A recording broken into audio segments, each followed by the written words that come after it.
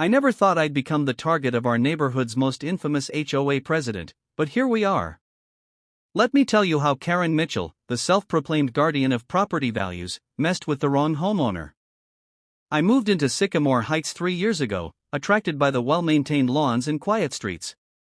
The homeowners association rules seemed reasonable on paper: no cars parked on streets overnight, trash bins tucked away by sunset on collection day, and sensible landscaping guidelines. What the brochure failed to mention was that these rules were enforced with dictatorial zeal by one woman, Karen Mitchell. My first encounter with Karen happened just 2 weeks after moving in. I was still unpacking boxes when a sharp knock interrupted my Saturday morning coffee. Opening the door, I found a petite woman with a perfectly styled blonde bob and sunglasses perched on her head, despite the cloudy day. Her smile didn't reach her eyes as she introduced herself.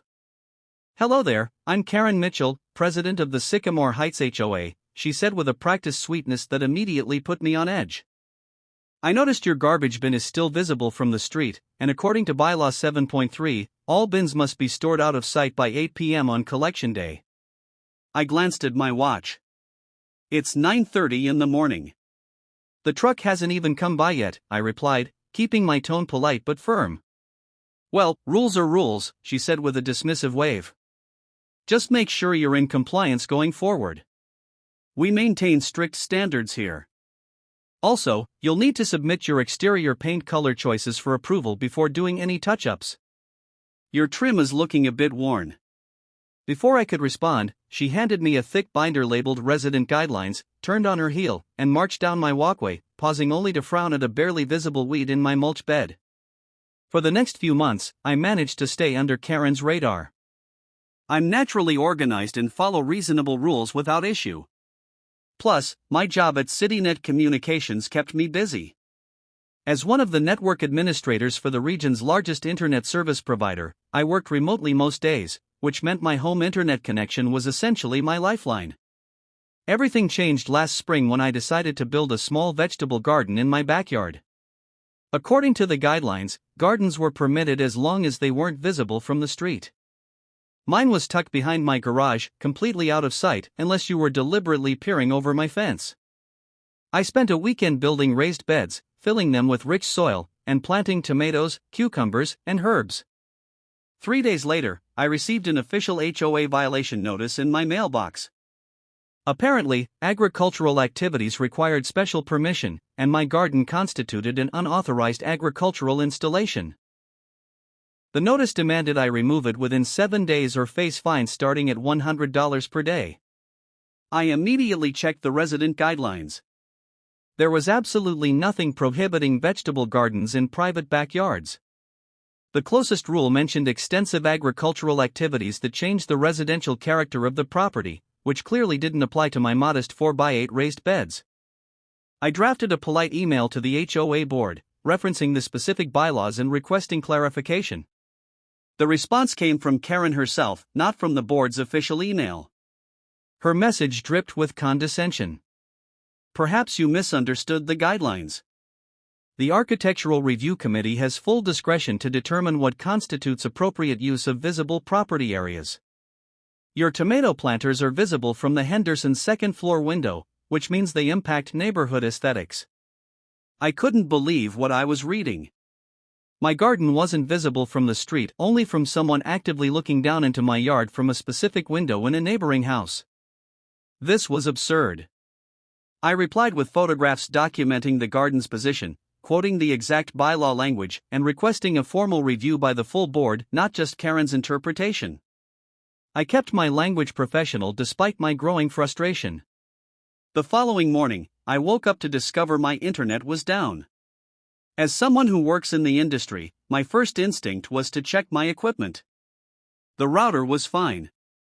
The modem was showing no connection. Strange. I called my office to let them know I might be late for our morning video conference, then went outside to check the connection point. What I found made my blood boil. The coaxial cable running along the side of my house to the junction box had been cleanly cut. This wasn't an accident or weather damage, someone had deliberately taken wire cutters to my internet line. I immediately called CityNet's service department, explained the situation, and requested an emergency repair since I needed the connection for work. Being an employee helped expedite things, and they promised a technician within 2 hours. In the meantime, I checked my security camera footage. Sure enough, at 6:15 that morning, the cameras captured Karen, dressed in a tracksuit as if out for a morning power walk, casually approaching my house, looking around furtively, then pulling what appeared to be garden shears from her pocket.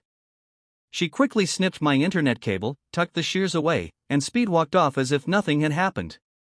I sat staring at my screen in disbelief. This was beyond petty HOA enforcement. This was criminal vandalism and tampering with telecommunications infrastructure, which is actually a federal offense. Karen had crossed the line from annoying to illegal, all because I challenged her authority over my tomato plants. I saved the video footage, then called the police non-emergency line to file a report. The officer who took my statement seemed unsurprised when I mentioned Karen's name. "We've had several reports about Miss Mitchell over the years," the officer said with a weary sigh. "Usually, it's just harassing notes or trespassing to take pictures of alleged violations. This is the first time she's actually damaged property." After the police left, the CityNet technician arrived. Eddie was a colleague I'd worked with on several projects, and he whistled low when he saw the clean cut on my cable. "Someone really had it out for you, huh?" he said as he prepared to install a new line. "You have no idea," I replied, then hesitated. "Hey, Eddie, who's assigned to the network management for this neighborhood?" Eddie checked his tablet. "That would be you, actually. This whole subdivision is on your server node." A slow smile spread across my face. That's what I thought. After Eddie completed the repair, I thanked him and went to my home office. With my internet restored, I logged into CityNet's secure network management system. As the administrator for this region, I had access to all account information and service controls. Karen had no idea that the person she targeted was actually responsible for maintaining her own internet service. I pulled up her account details. Karen Mitchell. 472 Sycamore Drive. Premium package customer for 7 years. I noted that she worked from home as a real estate virtual assistant, meaning her internet was as crucial to her livelihood as mine was to me. I want to be clear, I never considered anything illegal or unethical.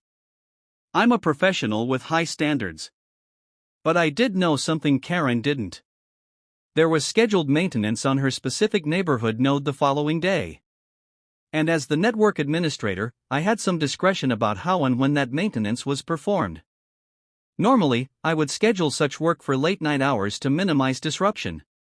Instead, I set it for 9 a.m. prime working hours and flagged her connection specifically for a thorough diagnostic review due to potential infrastructure concerns.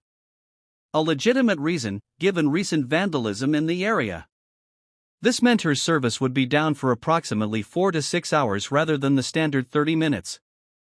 The next morning, I was in the middle of a video conference when my phone rang. The caller ID showed it was CityNet's customer service. I excused myself from the meeting and answered. "This is Jacob," I said. "Hi, Jacob, it's Melissa from customer support. We have a very upset customer on the line demanding to speak to a manager. She's in your service area and is experiencing an outage during scheduled maintenance.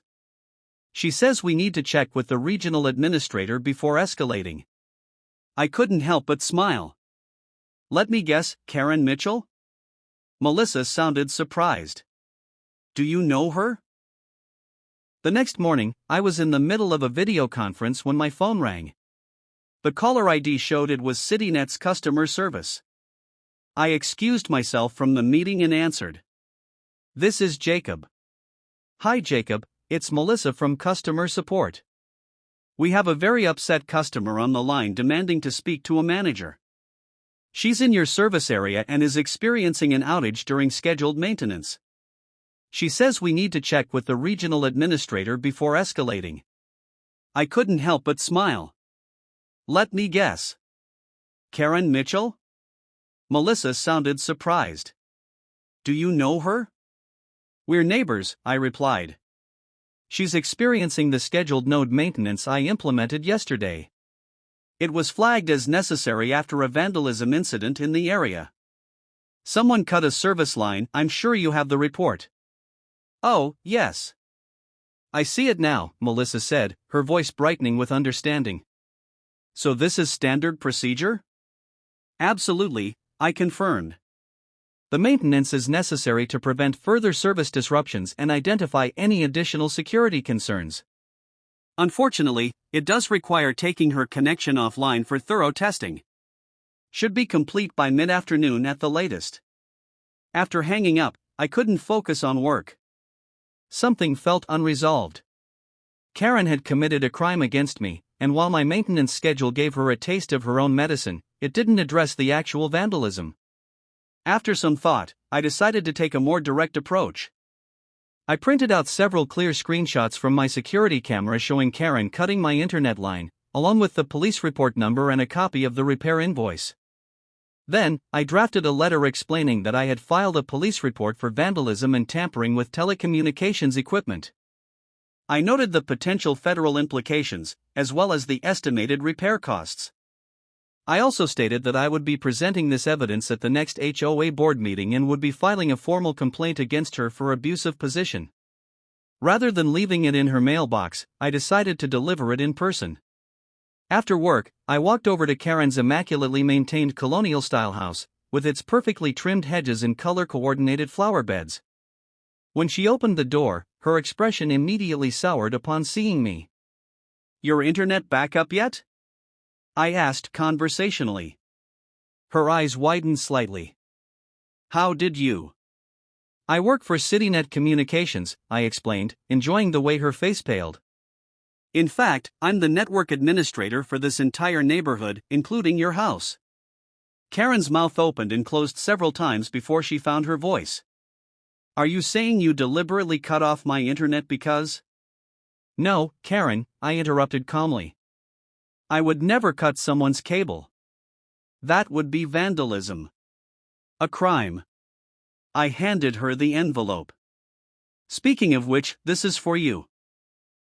It includes the security camera footage of you cutting my internet line yesterday morning, along with the police report number and repair invoice. I thought you should have a copy before I present it to the full HOA board next week." Her hands trembled as she took the envelope. "This is ridiculous. I never." "Save it for the board meeting," I said. "Also, your internet outage today?"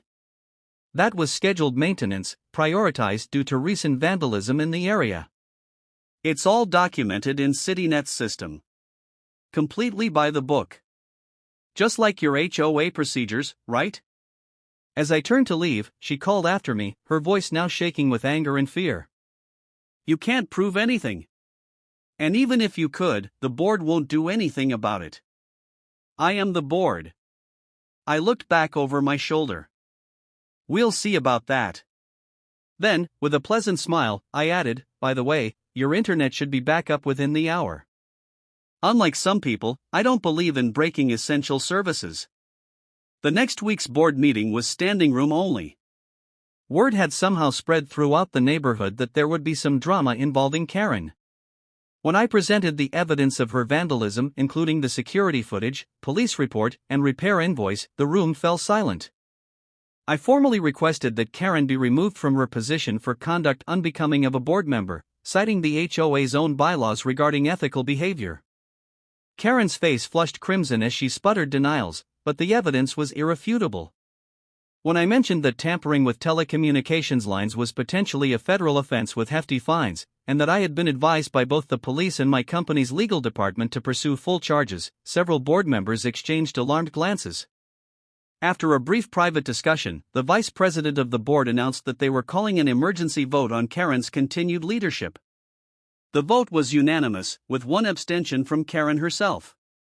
Effective immediately, Karen Mitchell was removed as president of the Sycamore Heights HOA. As the gavel came down confirming the decision, Karen stood up, her designer handbag clutched against her chest like armor. "This is outrageous. After everything I've done for this community," she shrieked, her voice cracking. "You'll all regret this when your property values plummet because people start parking commercial vehicles in their driveways and painting their doors purple. The room erupted in applause as Karen stormed toward the exit.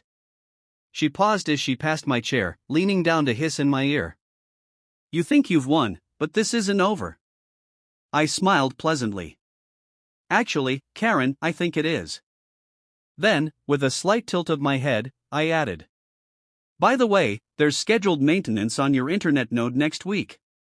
Might want to plan accordingly."